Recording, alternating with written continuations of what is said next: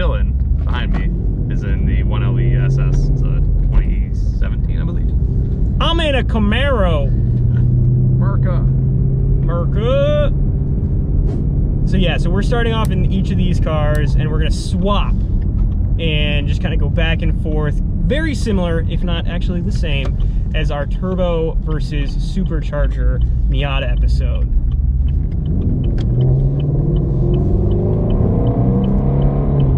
God, your car sounds good. Oh my god, the noises.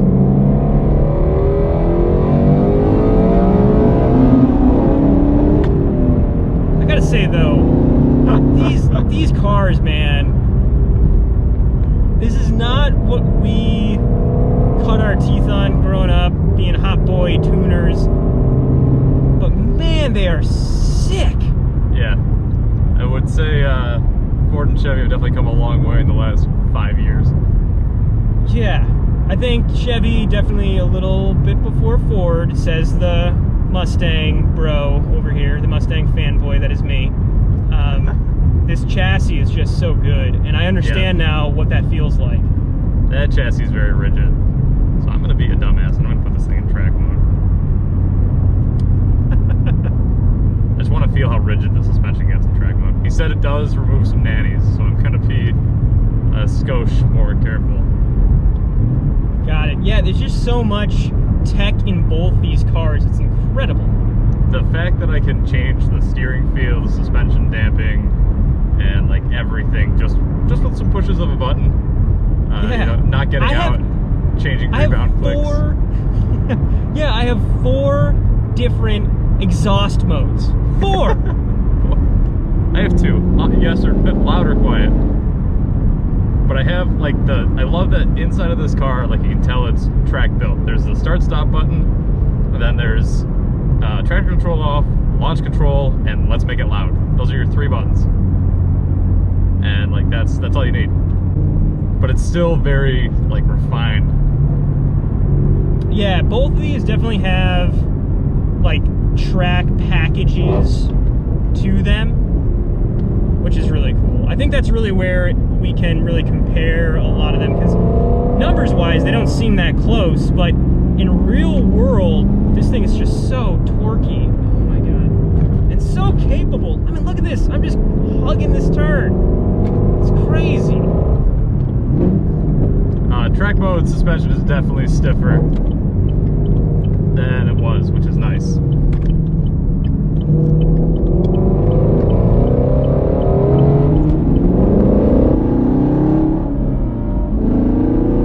God damn. Driving this thing at like 7/10 of my comfort level is definitely much better than what I did earlier. This is just such a like composed experience. There's no drama. There's none of that.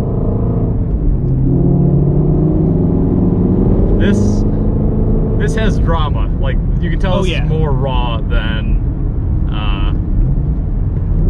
damn, he's whipping that thing. This is more raw than the Camaro for sure. Like it wants to bite you. Yes. The Camaro's the golden retriever. This is like the canine German Shepherd. They look cute and they're great, but when they need to do their thing, this will bite you.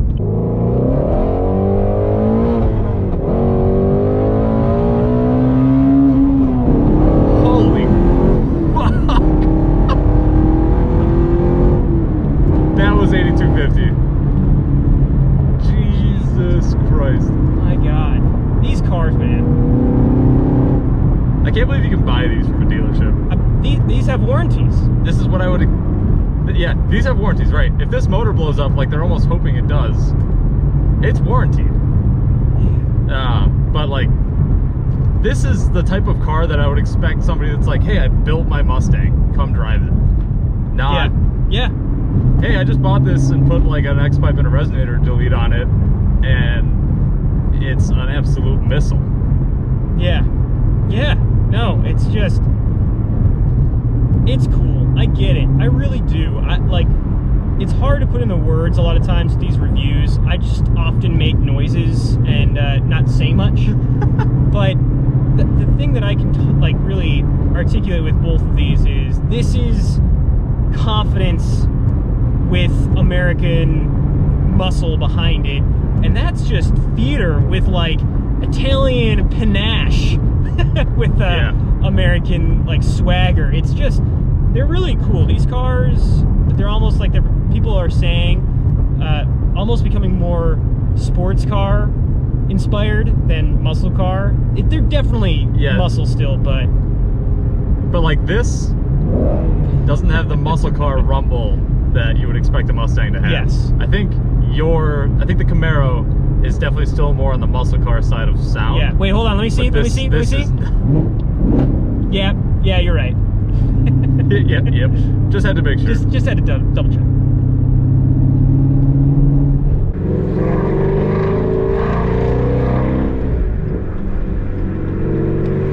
Oh God, this car wants to kill me.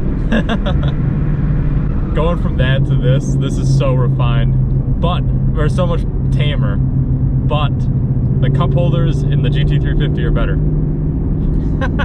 That's all that matters. They're the modular size. Hey, these are important things, all right? Cars used to not even come with cup holders. So, yes, viewers, we have switched cars. So now I am in my hero car, that is the Shelby 350, and Stefan is in America. Yeah, I am in the calmer of the two twins. Much the cyclist. I'm not in the Camaro, so you don't have to worry. I'm not in the Mustang, so you don't have to worry that I'm gonna hit him. Yeah, it's almost my job at this point, right? I love this heads-up display. That sound. This sounds great, don't get me wrong. Does not sound like the Mustang. It doesn't sound this good. No, that's just that's a whole new level of just unbelievable sound. It's got to be an NA. It's definitely the best engine I've ever heard in person. Hands down. I of all the cars we've reviewed, it's definitely got to be up there, if not the best. But NA, it's an easy answer. This is the best NA engine I've ever heard in person. Yeah. Yep. Oh, and my balls are cold now. Yeah. Oh, man. Yeah, I do not like downshifting this car. Oh, see, I love downshifting in that car. It's so much easier in the... Maybe I'm just not used to the clutch in this because I just drove that, but it seems faster in the 350, at least the throttle response, I guess. The tip-in response feels much better in the 350 than it does in the Camaro.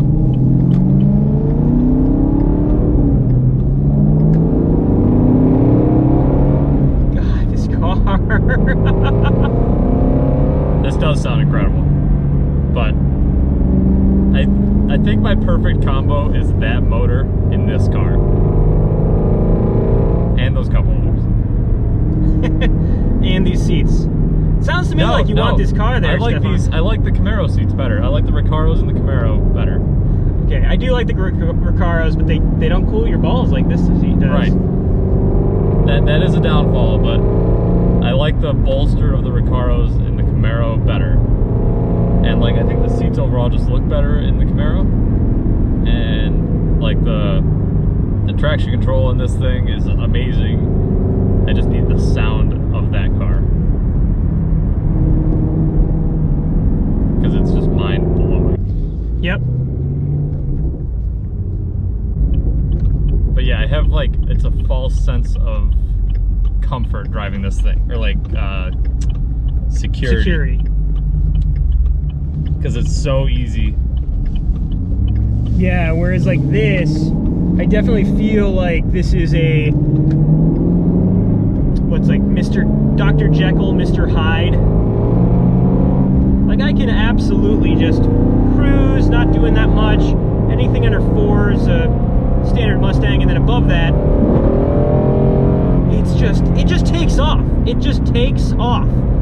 So, I've gone one in this thing, obviously by now, but compared to that, so that thing is like it sings up high, right? Yes. This thing like thunders up high. Like I can feel my ears vibrating. Yes. Whereas Whereas that thing is just like this beautiful, almost Italian symphony. This is just like, get out of my way.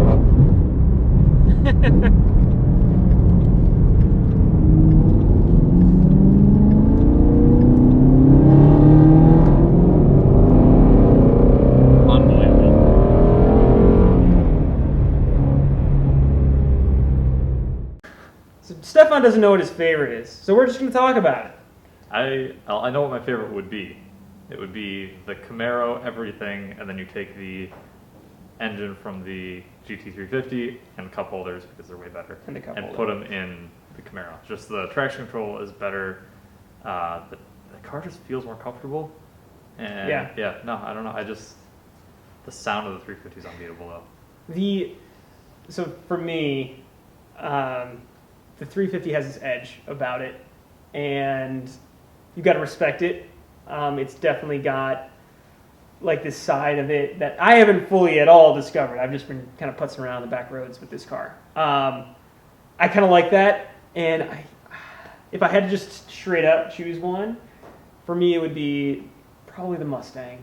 Partly because I met a hero today with driving this car, and it stood up. And that sound is amazing. The overall experience is super freaking cool.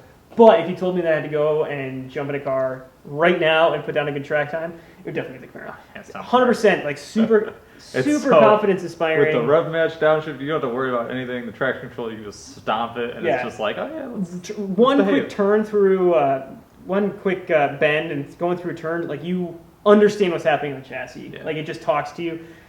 Not so much with the Mustang, not gonna lie. No. You mess up and the Mustang tells you messed up. Yeah, you're done wrong, son. But no, it's super cool. Yeah. On paper, what looked to be two fairly basic, like similar cars. Yeah, they're totally different. So different. Same but different. Yeah, and you can't go wrong. No, really, is what it comes down to. I think if you don't have track experience, or like you just want an easy track car to drive, not easy, but you know. Or a car to drive a lot. Yeah, or a car to drive a lot. The Camaro for you. If you want something 100%. That's like razor wire, like only for the weekends or only when you're dialed in to drive. You want the crazy girlfriend? Buy the Mustang. Yeah. Like you want the reliable wife? It'll cut you. Buy the Camaro. That's what it comes down to. Yeah. So on that note, if you like this video, comment down below, like, subscribe. These are our first like muscle car comparison head-to-head. We did the supercharged versus turbocharged Miata. We don't have any other like head-to-heads lined up this year, but stay tuned. We're going to try to line some more up next year and whatnot. So moving forward, we're getting into the build season, so stay tuned with that as well. And subscribe. I don't know what my favorite is. Well, let's talk about it. Okay. Let's just talk about it. We don't know what your favorite is.